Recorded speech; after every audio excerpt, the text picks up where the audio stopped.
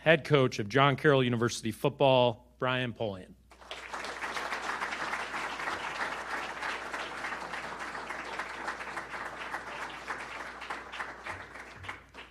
I have to lower the mic. Thank you, everybody, for being here. I appreciate it a great deal. It means so much. Very surprised to see some very dear friends and mentors and colleagues show up today, and it's wonderful, and for that I'm very grateful. A couple of things. Today's a very special day for myself and for my family. For really one of the first times in my entire career, three things that I care about very deeply are all aligned, and that doesn't happen very often. I've been afforded the opportunity to get back to doing what I love to do, what I feel called to do, and that is to coach, to be on the field every day with the student athletes, teaching and developing those relationships, and I missed it dearly. And it is not my profession, it is my purpose. And to get back to that, I'm very grateful for. I'm lucky enough to do it at Carroll, which I always dreamed that someday I'd reach a point in my career that I could come back and do it here.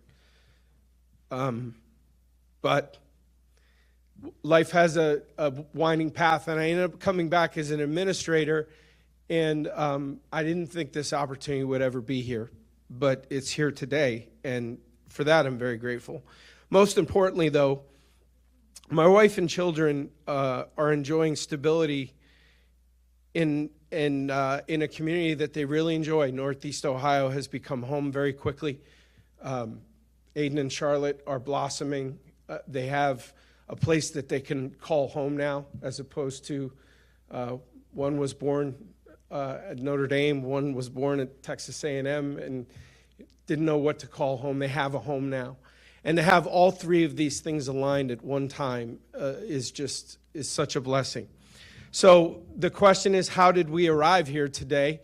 I've been teased a lot today. I, as the athletic director, have hired myself.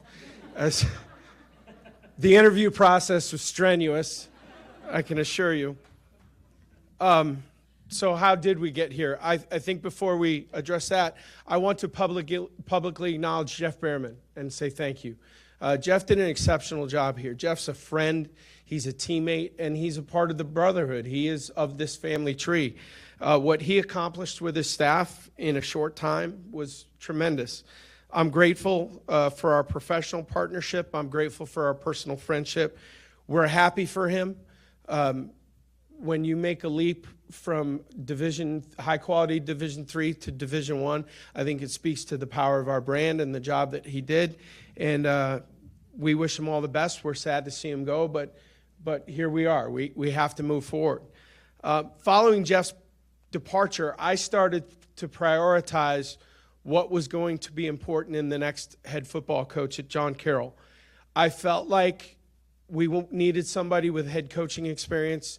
I didn't feel like where we are as a program and the work that these young men have done, that we were going to be a training ground for somebody that was learning on the job. Our job is too important for that. I wanted somebody that had a proven record of building culture and building relationships. I felt like recruiting in Northeast Ohio, the Midwest, and the agility to get out into the national markets, we needed somebody who understood how to recruit at the college level. And then finally, somebody with John Carroll ties.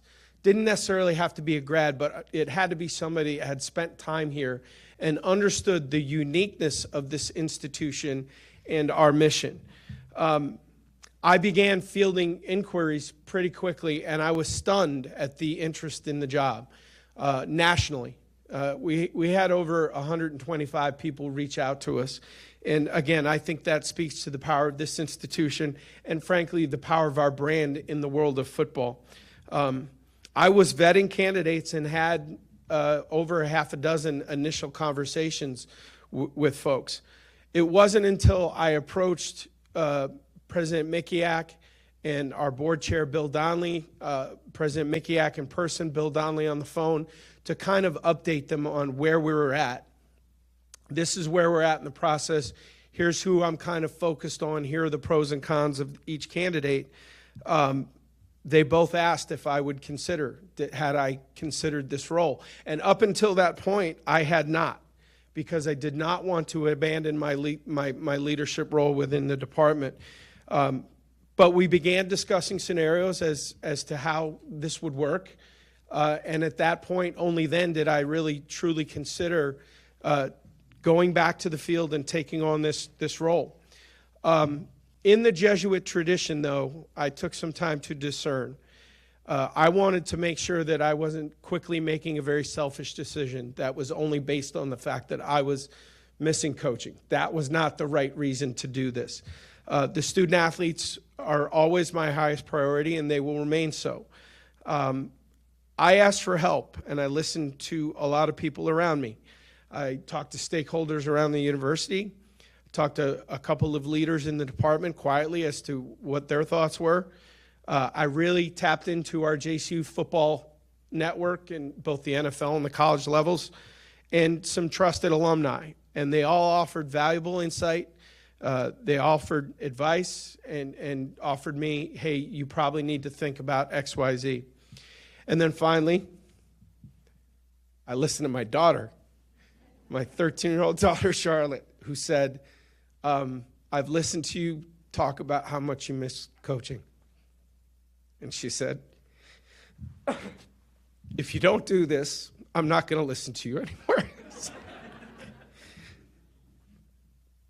And that moment of clarity from a 13-year-old girl. So ultimately, I arrived at this conclusion. There are several high-quality candidates that wanted this job. And frankly, some of them are better X's and O's people than I am. However, I couldn't find a single candidate that loves this program and loves this school the way that I do.